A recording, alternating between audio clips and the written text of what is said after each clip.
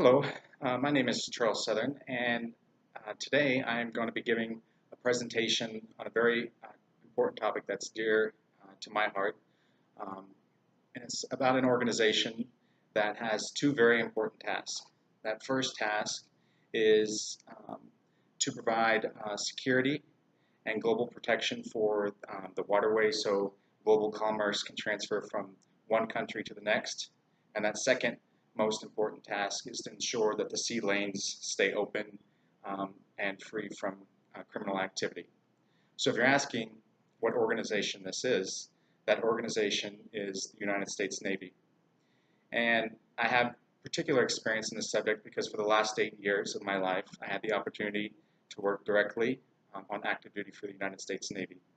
So throughout this presentation, I'm briefly going to go over the mission of the United States Navy, where the Navy is today globally, and what their plan is for the future, where they hope to be in the next decade or so. So we're going to go ahead and dive right in. Thanks again for listening to this presentation. So first, what is the mission of the United States Navy? The mission of the United States Navy is to provide combat-ready naval forces capable of winning wars, deferring aggression, preserving freedom of the seas, and promoting peace and security. And they really do this through three ways. The first is sustaining combat readiness. The second is building a fleet of the future and for the future. And third, most importantly, is developing 21st century leaders. Today's Navy is pretty diverse. Right now, the Navy has about over 278 ships. They have over 116 ships currently underway as we speak right now. They have 11 aircraft carriers, which are basically floating airports. And those are specifically important because no other country has that same kind of volume that we have. I think the next nearest country is China and Russia, and they have one. But those carriers give us the ability to project the United States presence around the world and swiftly and quickly respond to incidents in a matter of a few hours. The Navy also has another important component of the Navy is its submarines. Those submarines are there to protect the ships that are out to sea with the men and women who man those ships. They also detect mines that are underwater that can cause harm to our ships. And they also, they don't really like to advertise this too much, but they do carry missiles, nuclear warheads that could, create devastation on a massive scale. But that is the mission of the submarines, and they do serve an important component. We also have our ground force of the Navy, and those compose of the sea, air, and land, also commonly known as Navy SEALs. And that's the ground force, as I said, and they can respond to any type of incident that's on the ground anywhere in the world. And they do serve an important component of the Navy.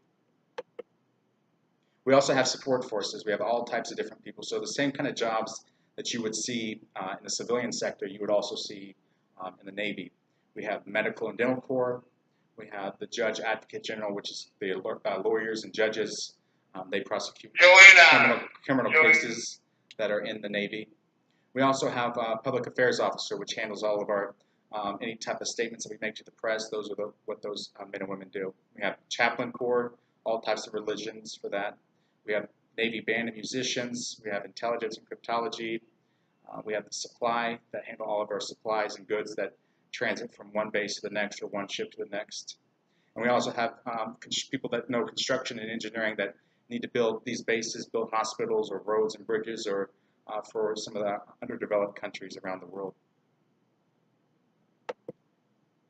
So our people are pretty diverse. The Navy is probably one of the most diverse organizations in the United States. Men, women from all nationalities, all religions, all sexual orientation is very diverse, which is a good thing for the Navy because it represents the American people. So, as you know, the biggest things that the Navy has done in the past is the last two wars that they fought, where they had a pretty heavy presence, was Operation Iraqi Freedom and Operation Enduring Freedom. They provided a substantial amount of support for that effort in liberating the Iraqi and Afghani people. And as you know, those conflicts have died down, so those many people are no longer in those positions. So post 9/11 dramatically changed the landscape of the United States Navy.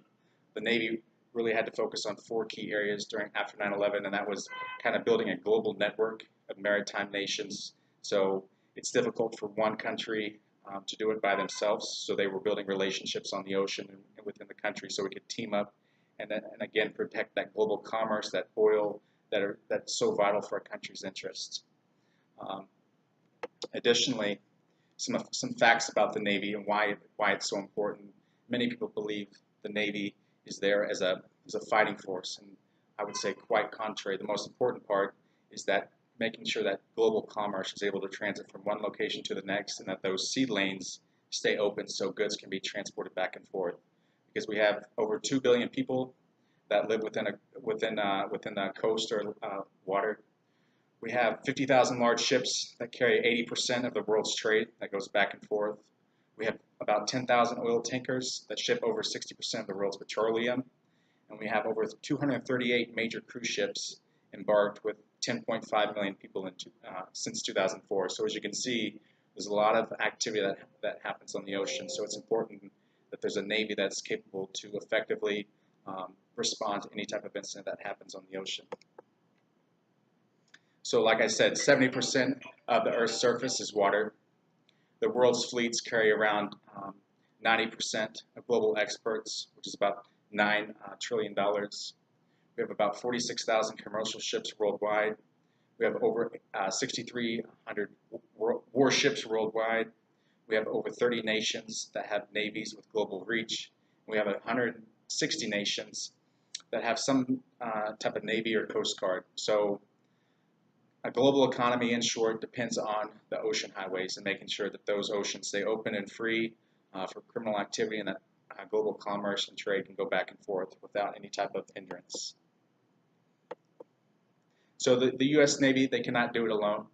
So it's very important that the United States build partnerships, and they're doing this with what's called the 1,000-ship Navy. And this isn't 1,000 ships for the United States. This is building relationships around the world to build up those navies to reach 1,000, so we can all bear that burden and all bear that responsibility of protecting the sea lanes so trade can go back and forth, and protecting the people who transit back and forth on our oceans. So that is that's a 20-year plan, and as I'm talking right now, they're building that relationship with multiple countries around the world so we can build that 1,000-ship Navy.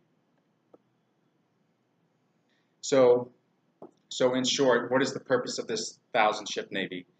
It's a global approach to maritime security, so we can counter any type of threats to nations, stability operations, in case rogue nations decide to cause undue harm to their people. This Navy can effectively respond and provide aid to those endangered people, and also humanitarian relief. The United States Navy is normally always the first one on scene in any type of disaster, man-made or natural, whether it's an earthquake or a hurricane or anything like that. The Navy is there to respond. So humanitarian efforts are huge for this Navy. So in short, the Navy is a very important and vital organization for both national security point of view and as far as a global commerce point of view. And it's important for us to understand both of those components so we can have a greater respect for the men and women who wear that uniform, and understand that they are the very fabric of our country, and they do a lot of good to help people all around the world. So, thank you.